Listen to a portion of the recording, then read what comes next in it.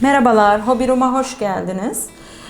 Bugün nazo tekniği diye bilinen bir bileklik çalışması yapacağız. Yoğun istek oldu sayfamızda bu teknikle alakalı. O yüzden bu tekniği gösteriyoruz bugün size. 20 numara misina kullanıyorum, boncuk iğnesi. Mıknatıslı kapamam var, makasım var. 3 numara bit kristalim var. Hakiki kristal bu. Kesinlikle Çin kristali, Çek kristali kullanmıyoruz bu çalışmada. Özellikle dinamit boncuk kullanıyorum. Miyuki'nin kum boncuğu yani. Neden dinamit boncuk kullanıyorum? Bunun delikleri çok müsait birkaç kere içinden girip çıkmaya. Bu çalışmada da bu delikleri birkaç kere kullandığımız için boncuk kırılmaması için özellikle dinamit tercih ediyorum.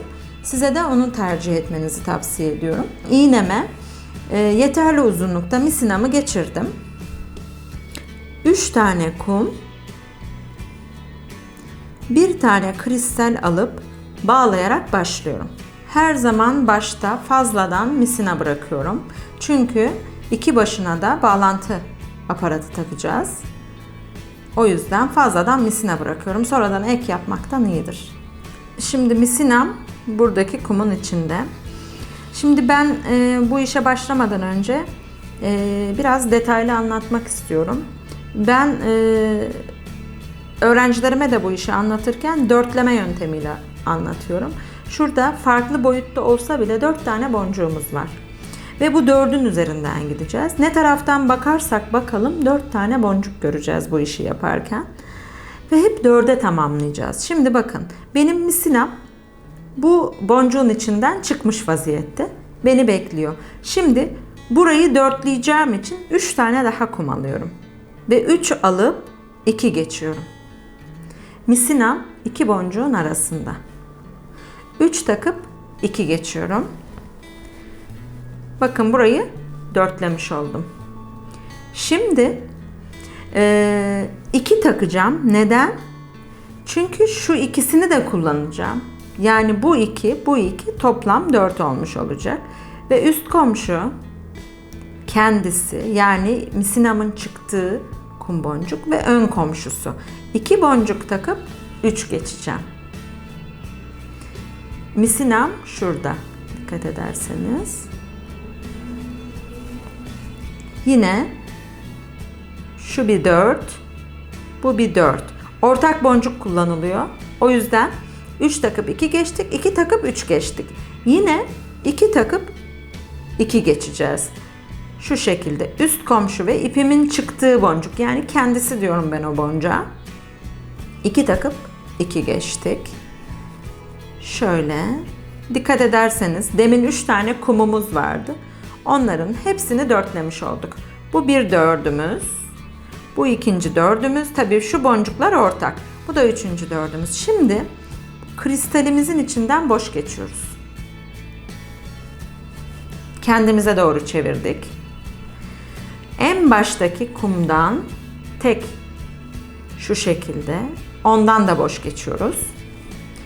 Ve şimdi kristalimizi alıyoruz. Sağ baştayız. Sol baştaki kum, kristal, şöyle çevireyim. Ve kum. Şöyle. Kristal taktım. Burada ipim. Kristalimi taktım. Kum, kristal, kum. Üçünün birden içinden geçiyorum. Ve bu hazırlamış olduğum yuvaya kristalimi yerleştiriyorum. İpimi çektiğimde kristalim şuraya ön tarafa yerleşmiş olacak. Evet. Şimdi nereden bakarsanız bakın 4 tane boncuk görüyoruz. Bakın sağ yanda 4 boncuk. Arkayı çevirdim. 4 tane boncuk. Sol tarafı çevirdim. 4 tane boncuk. Burada da farklı boyutta ikisi kristal, ikisi kum olacak şekilde 4 tane boncuğumuz var. Yukarıdan da baktığımızda 4 tane boncuk görüyoruz. 3'ü kum, biri kristal. Bir üst sıraya geçebilmek için öncelikle yapmamız gereken sağ baştaki kumun içinden boş geçmek. Öncelikle kumun içinden boş geçiyoruz. Daha sonra 3 tane kum alıyoruz. İpimizin çıktığı boncuğun arkasından ve onun önündeki. Şimdi burada önemli bir detay var. Şu 3 boncuğu kullanacağız ve kristal de bu. Bunun dışında başka hiçbir boncuk kullanmayacağız. Ne aşağıya iniyoruz ne yandaki boncukları kullanıyoruz. Buna da çok dikkat ediyoruz. 3 tane kum aldık.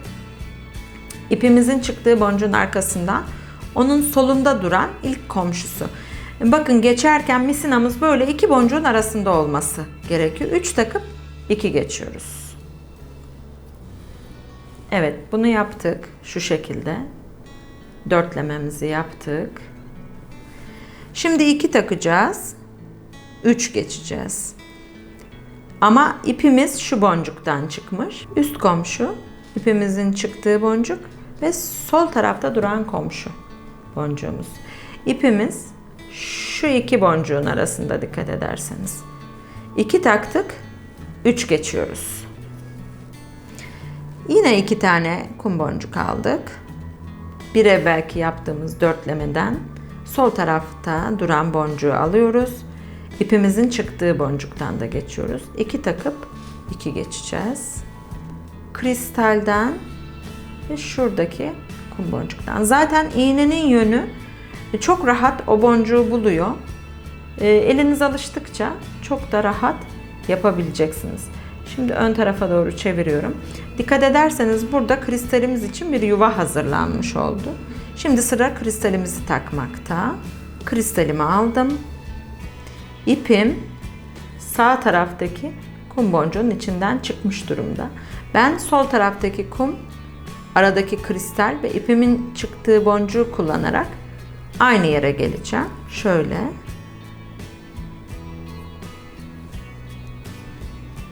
Ve kristalim oraya yerleşmiş olacak. İlk yapacağım iş sağ baştaki kumun içinden geçmek. Şimdi yeterli uzunlukta ördük. Bağlantı aparatımızı, ufak mıknatıslı kapamamızı takacağız. 3 tane kum aldım. Mıknatıslı kapamamı geçirdim iğneme. Tekrar bir 3 kum daha aldım. Sağdaki boncuğun içinden geçmiştim.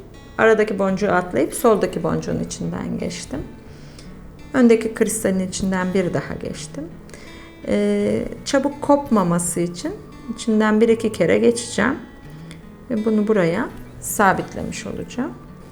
Hiçbir boncuğu atlamadan sırayla içinden geçiyorum.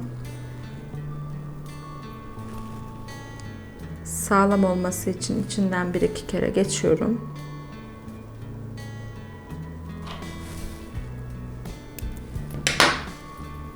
Umarım videomuz sizin için açıklayıcı olmuştur. Kafanıza takılan bir şey olursa yorumlara yazabilirsiniz. Elimizden geldiğince yardımcı olmaya çalışıyoruz. Kanalımızı izlemeye devam edin. Bize abone olmayı unutmayın. Değişik farklı projelerle karşınızda olacağız. Teşekkür ediyoruz.